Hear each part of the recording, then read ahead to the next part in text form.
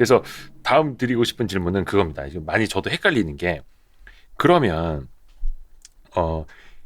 50bp라는 그 두 차례, 네. 그러니까 5월, 6월 50bp 올릴 거다라는 게 지금 시장의 컨센서스처럼 되고 있는데 네네네.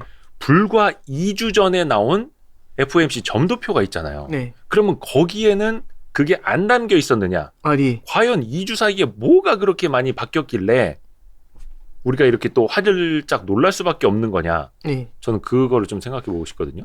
이번에 이제 점도표가 이렇게 네, 나와요. 점도표. 연준 위원들 18명이 있는데 이 18명이 각자 이제 2022년 말에, 네. 2023년 말에, 2024년 말에 그다음에 롱거런이라는 거는 중장기적으로 그렇죠. 궁극적으로 네. 이런 얘기예요. 어디까지 금리를 올리면 될까?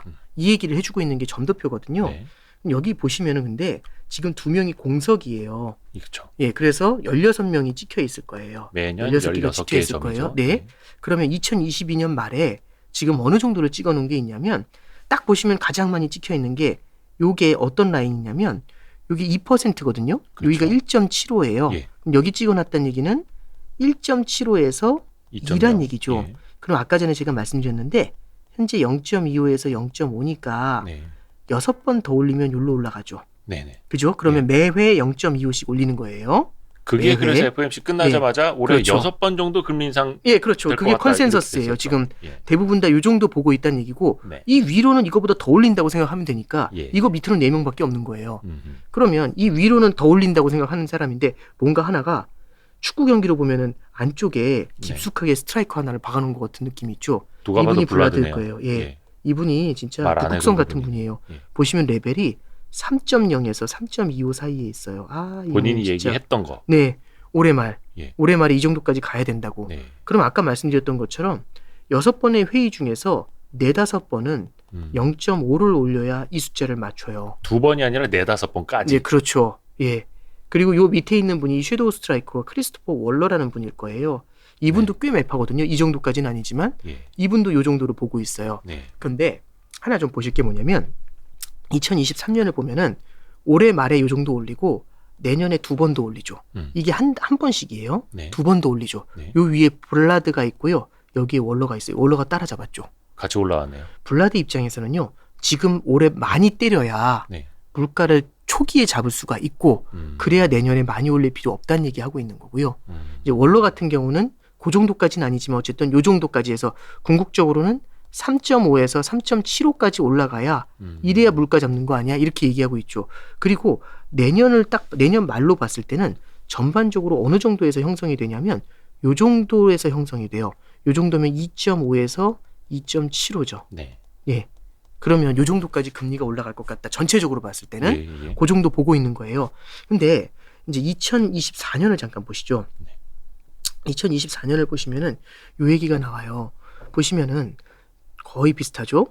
그다음에 뭐 이게 뒤집어지나 제껴지나 뭐 그놈이 그놈이니까 요건 놔두고 얘 비슷하죠. 네. 근데 요 칸부터 조금씩 차이가 나요. 네. 한 명 어디 갔어? 다시 내려오죠. 한 명 어디 갔어? 이 한 명이 어디가 있냐면 지금 보시면은 요로 내려와 있어요. 네, 네. 얘는 어디 갔어? 요로 내려와 있어요. 네. 오히려 이때보다 금리 인상이 전체적으로 낮아져요. 예. 그러면 23년이 피크고 24년부터는 오히려 금리가 인하가 된다고 보는 사람들이 몇 명 있다는 얘기죠. 금리를 빠르게 세게 올려놓으면 물가가 네. 확실히 잡힐 테니 네. 그 이후에는 좀 금리를 내려도 될 것 같다. 뭐 이런 근데 거. 뭐 그렇게 볼 수도 있고 네. 어떤 일부 위원들은 이 정도까지만 올려도 네. 시장이 그때부터는 시장도 그렇고 경기도 그렇고 꺾이게 될 거니까 네. 그때는 금리 인하를 고민해야 돼. 음. 이런 생각을 한다는 거죠. 그러면 2024년 뒤에는 어떻게 될까? 더 낮추나? 근데 친절하지가 않아서 이분들이 2025년은 안 주고 있어요. 롱거런이라는 걸 줬죠. 그렇죠. 롱거런이라는 건 뭐냐면 중장기적이죠. 요걸 네. 보면은 더 전체적으로 내려오죠. 다 낮아져 있죠. 예, 예, 예. 느낌이. 이쪽으로 수렴이 돼 있죠. 이걸 바라보면 우리는 뭘 볼 수 있냐면요. 어쩌면 자, 이게 봅니다. 중장기적인 목표치가 있죠. 그럼 중장기적인 목표치가 요 정도일 거예요. 네. 근데 요 중장기적인 목표치보다 올라가 있죠. 네. 중장기 목표치보다 더 높은 금리를 만들 수 있다는 것 일시적으로. 네. 네. 이건 뭐냐면 통화정책의 환경을 긴축적으로 맞출 수 있다는 거예요. 그렇죠. 적정 금리보다 높여놓은 거잖아요. 이런 적이 별로 없어요. 그럼 이 얘기는 뭐냐면은 이악 물었다는 얘기죠. 뭘 잡으려고? 음. 물가와의 전쟁을 얘기하는 거고, 그럼 경기가 박살날 수 있잖아요. 네. 그럴 수 있어요. 경기가 약간 흔들리더라도 갈 거예요라고 이렇게 보여주고 있는 겁니다. 그래서 올해 거는 블라드가 따라오세요라고 강하게 치고 나가고 있는 거고요.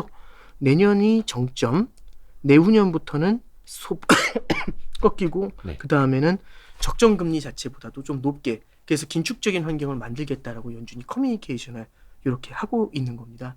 그래서 이런 관점에서 보셨을 때 네. 결국에는 요번에 점도표는 매파적이었다고 저는 해석할 수 있을 것 같고요. 네, 네, 네. 이거는 호재라고 해석하는 거는 아닌 것 같고, 이런 호재를 갖다가 뒤집어 엎을 정도의 강한 성장이 나와주거나 아니면은 무언가 심리적인 모멘텀이 나와주는 것들, 저는 최근에 시장 반등은 이런 데에 기인을 한다라고 생각을 해요. 그래서 이제 이런 것들을 같이 보시는 게 되게 필요하지 않나, 이제 이렇게 좀 정리. 따뜻한 물 좀 드세요. 아, 예. 아니 그러면은 예, 예. 일단 아픈 주사를 좀 맞아 놓으면 네네네. 어차피 이제 경제 체력은 좋다 하니 네. 너희 체력은 좋으니까 이 아픈 주사도 견딜 수 있을 거야. 네. 일시적인 긴축이고 네. 일시적으로 금리를 좀 빠르게 올리는 거야. 근데 그 일시적이라는 게 2년. 아니, 그러니까 일 수도 뭐 제 있는 생각에 기간을 보는 것보다는 네. 물가가 꺾이는 걸 볼 때까지 강하게 때리는 거죠. 아, 약간 그러니까 오버해서. 지금 뭐 하기사 점도표는 네. 3개월마다 한 번씩 바뀌기는 하니까 네. 22년, 23년에서 2년 동안 그 고금리가 아니라 네. 일단은 방향성을 보여주고 네네네, 그렇죠. 그 이후의 상황에 따라서 네. 저 점도표가 네. 다시 네. 내려올 수도 있는 거고. 저 정도까지 올라가면 그 다음에는 좀 흔들릴 수도 있어. 그러면 그러면 뭐 이제 그때부터는 시장은 더 올리지 않아도 될 것 같아. 이제 이런 얘기를 해주고 있는 겁니다. 그러니까 실질적으로 미국의 기준금리가 거의 뭐 3%까지 가버리면 사실상 주식시장의 메리트는 확실히 좀 사라질 테니까. 예. 근데 이제 그런 얘기죠. 3%까지 가더라도 예. 이제 성장이 강하게 나와주면 그보다 네. 그럼 버틸 수는 있겠죠. 음. 근데 뭐 이제 조금 지금은 앞쪽으로 마이크. 예. 그러면 이제 지금은 이제 우리가 어느 정도 성장이 나오는지를 네. 조금 더 이제 지켜보는 게 포인트가 되지 않을까, 뭐 그렇게 생각합니다.